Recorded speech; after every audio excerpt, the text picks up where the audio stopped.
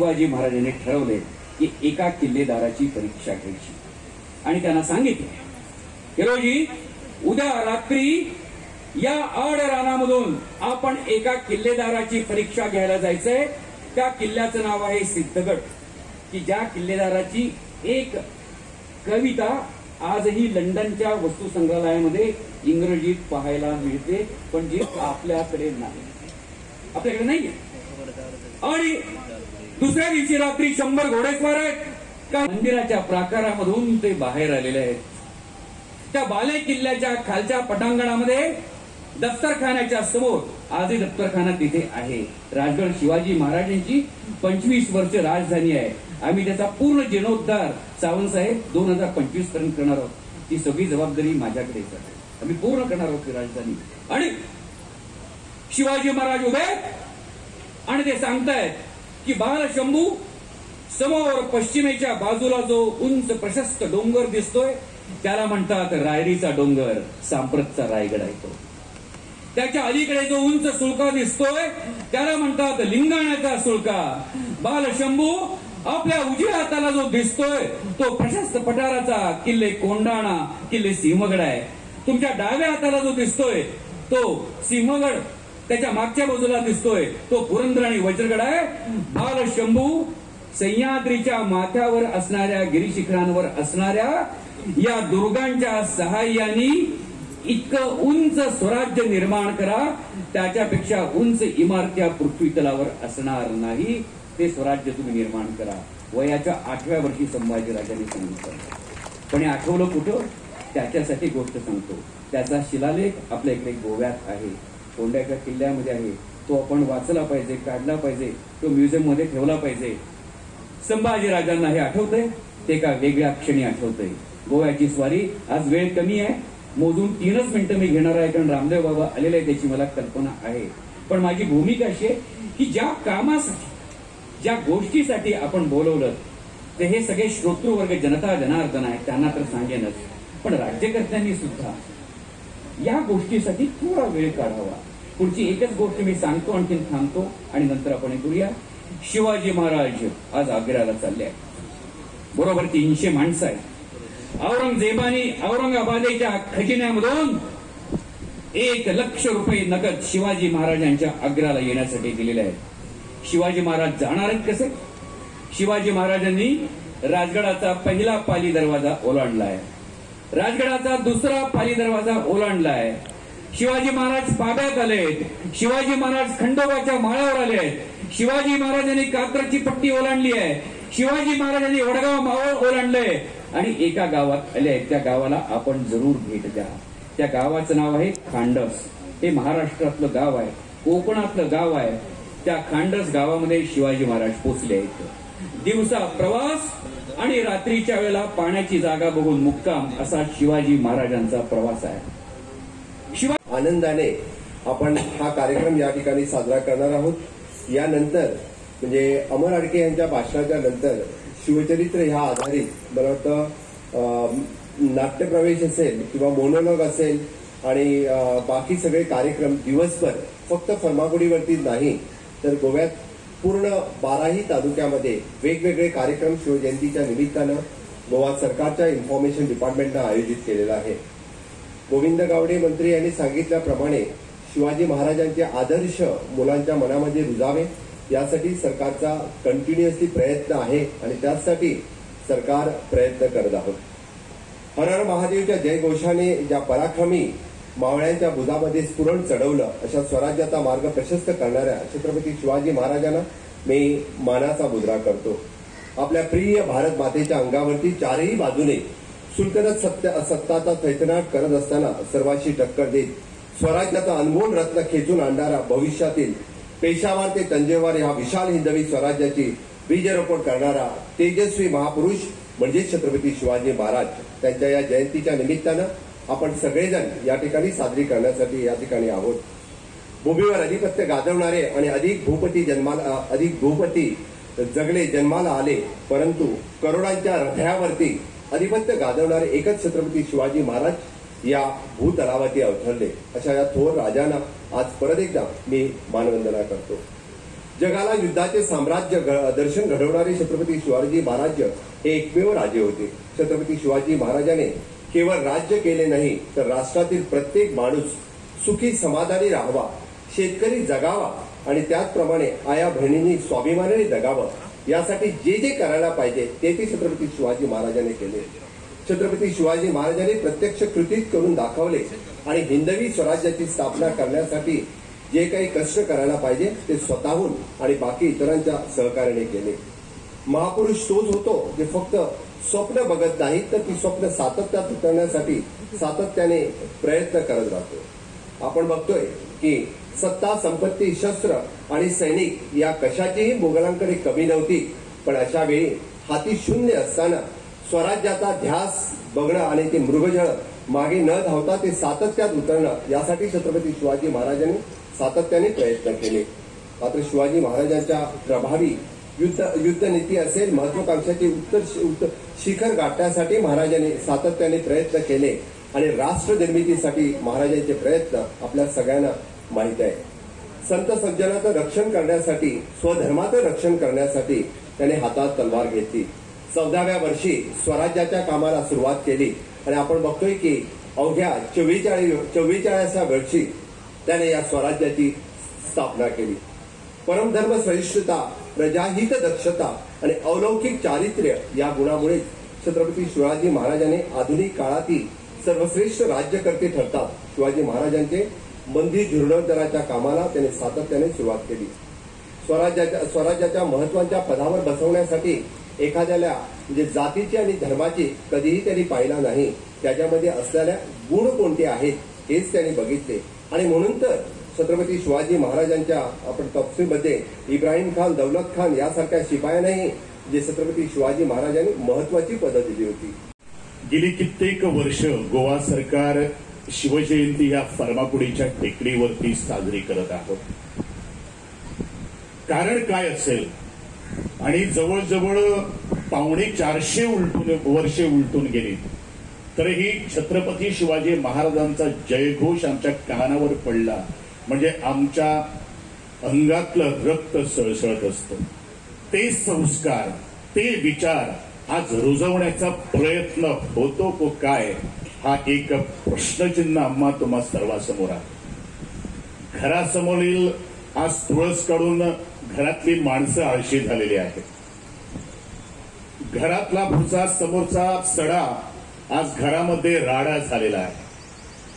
घरासमोरची रांगोळी काढून आज घरातली मंडळी आज रंगोळी झालेली आहे. त्याचप्रमाणे आईची मम्मी झालेली आहे. मम्मी रम्मी खेळू लागली आहे. बाबांचा डॅडी झालेला आहे आणि डॅडी ब्रँडी पिऊ लागलेला आहे. मॉम आणि पॉपच्या जमान्यामध्ये आमची मुलं कधी लॉलीपॉप झालेले आहे हे आम्हाला कधी कळलं नाही. खरोखरच हेच संस्कार आमच्या छत्रपती संभाजी महाराजांनी आज रुजवलेले आहे का आणि तेच संस्कार आज आपण पुढे नेताना बघतो आहोत का?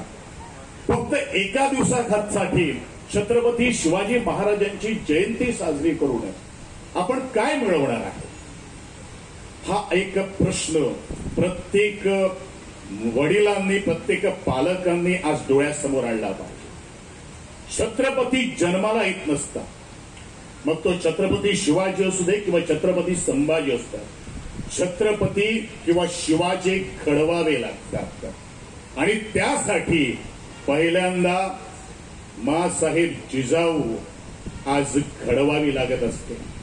आणि या सगळ्या गोष्टी जर आपण पुढे घेऊन गेल्या तर मला वाटतं आमच्या घराघरामध्ये जो ताण आहे किंवा गावागावामध्ये जो ताण आहे किंवा संबंध राज्यामध्ये, भारतामध्ये जो काही तणाव आहे तो मला वाटतं सहज आपण तणावमुक्त आपण आज विद्यार्थ्यांनी, प्रत्येक विद्यार्थ्यांना वाटलं पाहिजे, प्रत्येक माणसाला वाटलं पाहिजे होय मी शिवाजी आहे. एखादा तुमच्या समोरून एक चुळबुळ होणार की काय म्हणावं आम्ही शिवाजी आहात.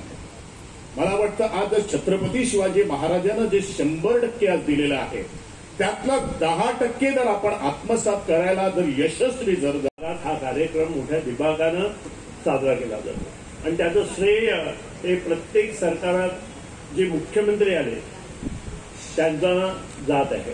कारण शेवट हा कार्यक्रम करण्यासाठी जो काय प्रयत्न होतो तो त्यांच्या मार्फतच केला जातो.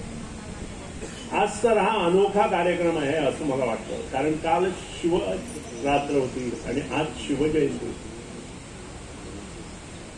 श्री भगवान श्री शंकरानं जे अत्याचार जगावरती होत होते त्या अत्याचारानं वेगळं वळण देण्यासाठी प्रयत्न केला अशी आख्यायिका आहे. आणि ही वेगळं वळण म्हणजे काय हे मी तुम्हाला सांगायची गरज नाहीये. पण छत्रपती शिवाजी महाराजांनी त्यांच्याच पावलावर पाऊल ठेवून जे स्वराज्य आणि हिंदवी राज्य स्थापन केलं त्याला तोड नाहीये. मी जास्त बोलत नाहीये. आधीच आम्ही सगळी भाषणं कमी केली आहे. पण एकच इथं नमूद करतो की ज्या किल्ल्याचं काम पूर्णपणे करण्याचं ठरवलं, ज्याचं सगळं जे सरकारतर्फे जो प्रयत्न केला होता तो पूर्ण झालेला आहे. मुख्यमंत्र्यांनी माझी विनंती, कारण हा किल्ला माझ्या मतदारसंघामध्ये येतो, प्रत्येकाला हा किल्ला चांगला व्हावा असं वाटतं. आणि जवळजवळ त्यावेळी आम्ही 24 कोटीचा एस्टिमेट केला होता तो पूर्ण करण्यासाठी. आणि आर्किटेक्ट अभिजित साबळे या किल्ल्याचे आर्किटेक्ट होते आणि काही कारणाने कोविडसाठी म्हणा किंवा इतर कारणाने म्हणा हा जो प्रकल्प होता तो पुढं नेण्याचा प्रयत्न त्यावेळी झाला नाही. तो आपण करावा अशी माझी नम्र विनंती आहे. लोकांतर्फे नम्र विनंती आहे, शिवप्रेमीतर्फे नम्र विनंती आहे आणि तुम्ही ते कराल असं मला वाटतं. आज या कार्यक्रमाला तुम्ही सगळे इथं उपस्थित आल्याबद्दल तुमचे मनापासून अभिनंदन करतो. आजच्या दिवसाच्या आणि माझे 2 शब्द मी आवर्ते घेतो. सगळे शिवप्रेमी हो, यंदाच्या छत्रपती शिवाजी महाराज जयंती सोहळ्यानिमित्त माहिती आणि प्रसिद्धी खाते, बांदोडा पंचायत तसेच जिल्हा पंचायत यांच्यातर्फे ही साजरी केली जात आहे. सकाळी प्रथम छत्रपतींच्या पुतळ्याला हार व पुष्पांजली अर्पण करून त्याच्यानंतर आता हा इकडे कार्यक्रम सुरू आहे. यामध्ये या कार्यक्रमानंतर माध्यमिक तसेच उच्च माध्यमिक विद्यार्थ्यांसाठी छत्रपतींच्या जीवनावर आधारित नाट्यप्रवेश स्पर्धा होणार आहे. त्याच्यानंतर महाविद्यालयीन विद्यार्थ्यांसाठी प्रश्नमंजुषा स्पर्धाही होणार आहे. व संध्याकाळी 7 वाजता रायगडाला जेव्हा जाग येते हा नाट्यप्रयोग पण इथे सादर होणार आहे. आज आम्हाला प्रमुख वक्ते म्हणून कोल्हापुरातील डॉक्टर अमर अडके हे लाभलेले आहेत. त्यांचा थोडक्यात मी परिचय करतो. कोल्हापुरातील प्रमुख वक्ते डॉक्टर अमर अडके हे महाराष्ट्र मैत्री प्रतिष्ठानमधील किल्ले ट्रेकिंग संवर्धन अभ्यास आणि ट्रेकिंग चळवळीतील अग्रगण्य संस्थेचे संस्थापक अध्यक्ष आणि महाराष्ट्र सरकारच्या गडकोट संवर्धन समितीचे माजी सदस्य आहेत. त्यांनी सह्याद्रीच्या गिरीशिखरावरून या पुस्तकाचे लेखनही केले असून त्याला महाराष्ट्र साहित्य परिषदेचा सर्वोत्कृष्ट साहित्य आणि प्रकाशन पुरस्कार मिळाला आहे. डॉक्टर अडके यांना किल्ले आणि जंगल भटकंती आणि पर्वतारोहणाचा 40 वर्षाचा अनुभव आहे. या कालावधीत त्यांनी 13,500 छायाचित्रासह 454 किल्ले आणि अनेक जंगलांचे संपूर्ण दस्तऐवजीकरण केले आहे. ते गॅझेटियर कोल्हापूर विभागाचे हैं उनके सपनों के, जो उन्होंने हिंदू साम्राज्य की नींव डाली. कहां महाराष्ट्र और गुजरात से लेकर के हरियाणा, पंजाब, दिल्ली से लेकर के राजस्थान, मध्य प्रदेश और सुदूर दक्षिण केरल तक जिन्होंने एक बहुत बड़े हिंद साम्राज्य की स्थापना की, उस पर हम उनके अनुगामी, उनके वंशज, उनके उपासक होने का हमें गौरव प्राप्त है. और आज उनकी जयंती पर हम उनको प्रणाम करते हुए उनके सपनों का भारत बनाने के लिए आज हम प्रतिबद्ध हो रहे हैं. उनकी जयंती पर यही हमारा आज उनके लिए हमारी श्रद्धा का, हमारे विश्वास का और अपनी परंपराओं का यही सबसे बड़ा निर्वहन होगा. मात्र उनका जय जयकार कर देने मात्र से हमारे कर्तव्य का निर्वहन नहीं हो जाएगा. एक छोटे से अदने से कद में छोटे बड़े 500 से अधिक किले उन्होंने जीते. एक व्यक्ति अपने जीवन काल में, जैसे हमारे अड़के जी बोल रहे थे, बड़े जबरदस्त अड़के बोलते, बहुत जोरदार तालियां उनके लिए, एक बार अभिनंदन। ऐसा अपने पूर्वजों का के संदर्भ में एक सच्चा इतिहास बोध भी होना चाहिए।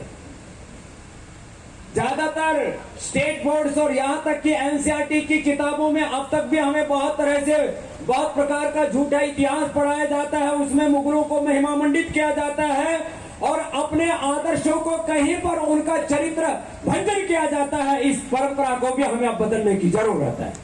हमारे लिए हीरो, हमारे लिए महान अकबर नहीं है, बाबर नहीं है, औरंगजेब नहीं है, हमारे तो सुपर हीरो हमारे छत्रपति शिवाजी महाराज हैं, महाराणा प्रताप हैं, चंद्रशेखर राजगुरु, सुखदेव, भगत सिंह। हमारे रियल हीरो, हमारे वो पूर्वज शिक्षकाएं, वो वीर वीरांगनाएं हैं जिन्होंने अपने जीवन की आहुतियां दे करके हमें राष्ट्रवाद और अध्यात्मवाद का पाठ पढ़ाया। वो हमारे शांति धर्म और क्रांति धर्म महापुरुष जिन्होंने राष्ट्रभक्ति को जी करके दिखाया, राष्ट्र की एकता, अखंडता और संप्रभुता के नए कीर्तिमान स्थापित किए। उन महापुरुषों के अनुगामी होने का गौरव अपने हृदय में लेकर के उनके सपनों का भारत बनाने के लिए हम प्रतिबद्ध हों। और यह मात्र एक दिन का संकल्प नहीं, हमारा पूरा जीवन उसमें लग जाए, हमारी पीढ़ियां इसमें लग जाए। आज खुशी है कि हमारे कुछ वरिष्ठ अग्र पंक्ति में हैं, कुछ वाम भाग में हैं, तो देश के वो हमारे बच्चे जिनको आने वाला भविष्य का भारत बनाना है वो भी यहाँ पर है। उन बच्चों का भी एक बार बहुत बहुत अभिनंदन। बच्चों, आपको आने वाला भविष्य बनाना है। आपको 15, 20, 25 साल बाद इस गोवा के मुख्यमंत्री भी बनना है। साउंड साहब, 20 साल बाद तो कोई दिक्कत नहीं। वो नीतियां नहीं है, वो शौर्य वीरता पराक्रम नहीं है, उनके पास वो दृष्टि ही नहीं है राष्ट्रीय एकता सभ्यता की। और पूरी दुनिया के दूसरे राज्य भी, दूसरे राष्ट्र भी, जब भारत शक्तिशाली बनेगा, और भारत शक्तिशाली बनेगा हमारे कर्म से, हमारी मेहनत से, हमारे पुरुषार्थ से। एक एक व्यक्ति को अपने हिस्से की जिम्मेदारी लेकर के आगे बढ़ना पड़ेगा कि मैं भारत माता की समृद्धि के लिए अपनी क्या आहुति दे सकता हूँ। शिक्षा में, स्वास्थ्य में, उद्योग में, हम जिस भी क्षेत्र में है, हेल्थ में है, एजुकेशन में है, एग्रीकल्चर में है, इंडस्ट्री में है, पॉलिटिक्स में है, मीडिया में है, विधायिका में है, कार्यपालिका में है, न्यायपालिका में है, हम जहां भी हैं, किसी भी वर्ग में है, किसी भी जाति में, किसी भी पंथ में है, ये तो मनुष्य के कर्म के आधार पर कुछ चीजें बन गई। भगवान ने जातियां नहीं बनाई। एक मेरे से बोला, फिर इसका क्या अर्थ है? चातुर्वर्ण्यमया सिस्टम गुण कर्म विभाग से। मैंने कहा इसका मतलब ये कि गुण कर्म के अनुसार समूह बन गए, कुछ समाज में वर्ग बन गए। ये कब कहा कि चातुर्वर्ण्यमया सिस्टम जाति कर्म विभाग से, जन्म कर्म विभाग से? तो हम अपने अपने कर्म में, अपने अपने स्वधर्म में डटे रहें।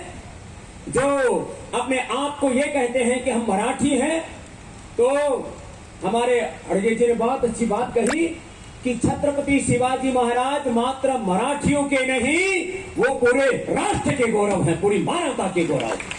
वो एक महान व्यक्तित्व है, चरित्र है। ठीक है, जो अपने आप को मराठा कहते हैं वो थोड़ा ज्यादा गौरव अनुभव करे ना, हमारे अंदर उन्हीं का खून है। अब भाई ये जो है छत्रपति शिवाजी महाराज जी की जो माता जी थी वो तो यदुवंश से आई, उनके पिताजी शाहजी जो है वो सूर्यवंश से आए। फिर जो है आप इसको कैसे परिभाषित करेंगे? इसलिए यदि मराठा अपने आप को मराठी कहने का, मराठा होने का, क्षत्रिय होने का गौरव अनुभव करते हैं, तो आप मूलतः जाओगे तो पाओगे हम सभी भारतीय वीरता के उपासक हैं, इसलिए छत्रपति शिवाजी महाराज के वंशज हैं। आप ही तो कम से कम हम। छत्रपति शिवाजी महाराज की जयंती पर बात नहीं करेंगे तो कब करेंगे? लेकिन हिंदवी साम्राज्य को कोई हिंदू साम्राज्य के नाम पर, कोई और हिंदू राष्ट्र के नाम पर कोई गड़बड़ करे, मैं उसकी तो बात नहीं कहता, लेकिन इतनी बात मैं कहता हूं, जो सपना छत्रपति शिवाजी महाराज ने देखा था उस हिंदू सनातन धर्म की भारत में नहीं पूरे विश्व में जय जयकार होने वाली है। ये आने वाला भविष्य है विश्व का, क्योंकि जो उन्होंने मूल्य दिया, आदर्श दिए, सिद्धांत दिए, जीवन की मर्यादाएं और आदर्श दिए, उन्हीं पर मनुष्य चलेगा, तब ये मानवता बचेगी। नहीं तो पूरी दुनिया में युद्ध और फसाद, ये कॉर्पोरेट टेररिज्म, ये पॉलिटिकल टेररिज्म, ये रिलीजियस टेररिज्म, इंटेलेक्चुअल टेररिज्म चल रहा है। उसके जवाब है राष्ट्रवाद और अध्यात्मवाद के सबसे प्रखर पुरोधा योद्धा, धर्मवीर और महावीर, वीर शिरोमणि, वो योद्धा, वो योगी, वो पुरोधा, वो उद्गाता राष्ट्र धर्म का, अध्यात्म धर्म का, हिंदू धर्म का, वो हमारा चरित्र है छत्रपति शिवाजी महाराज। आज हम उनको प्रणाम करने के लिए यहाँ पर आए हैं। कोई ज्यादा ना बोला जाए क्योंकि मीडिया वालों के कैमरे मेरी तरफ ही चले गए, इसलिए मैं थोड़ा सावधान हो गया। अभी मैं 54-55 के आसपास पहुंच गया हूं ना, तो अभी बहुत संभल के बोलता हूँ, लेकिन कुछ ना कुछ साथ तुम प्रसाद लेके जाओगे। तो इसलिए आज हम सब संकल्पित हो, प्रतिबद्ध हो। या किसी के कोई वंश अलग हो सकते हैं, हो सकता है कुछ मराठा परिवारों से होंगे, हो सकता है कुछ ब्राह्मण परिवारों से होंगे। ये जातियों और वर्गों में ये कोई भेद नहीं किया छत्रपति शिवाजी महाराज ने। छत्रपति शिवाजी महाराज की सेना से लेकर के उनके साम्राज्य में ब्राह्मण, क्षत्रिय, वैश्य, शूद्र, दलित, आदिवासी, वनवासी, भारतवासी, यहां तक कि हिंदुओं के साथ मुसलमानों को भी, जो भारत को एकता के सूत्र में बांधने का जो व्यवहारिक प्रयोग छत्रपति शिवाजी महाराज ने किया, जिस दूरदर्शिता के साथ हिंदवी साम्राज्य के उन्होंने नींव डाली, उसी साम्राज्य की जड़ों को सींचने का काम हमारे डॉक्टर सावंत जी कर रहे हैं, हमारे श्रद्धेय मोदी जी कर रहे हैं। अभिनंदन है ऐसे सीएम का, ऐसे पीएम का। मीन्स हमें उन अपने पूर्वजों के पदचिन्हों पर चलना है, जिन्होंने एक महान राष्ट्र का सपना देखा था, एक अखंड भारत का सपना देखा था। आर्यावर्त देश जो कभी विश्व का सिरमौर था, आज उसी और हमें आगे बढ़ना। बस हम कुछ चरण बढ़ाएंगे, कुछ टूट टूट के खुद खंड बंड हो जाएंगे। अब जिस तरह से पाकिस्तान आर्थिक दरिद्रता के हालात में कंगाल हो चुका है,